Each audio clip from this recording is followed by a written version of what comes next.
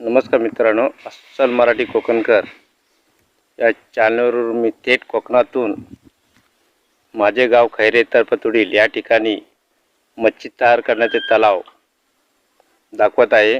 आज मी महाड तालुक्यामध्ये खैरे या माझ्या गावी तलाव आहे।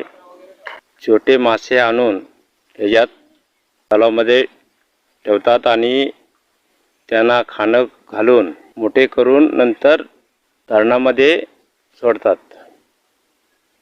मासे छोटे आणून या ठिकाणी सोडतात आणि नंतर मग त्यांना खाणं घालून थोडेसे मोठे होऊन नंतर तलावामध्ये सोडतात।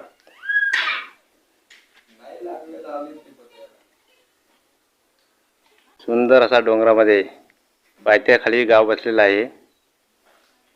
त्याच्या बाजूला धरण आहे, धरणाच्या बाजूला तलाव तयार केलेले आहेत।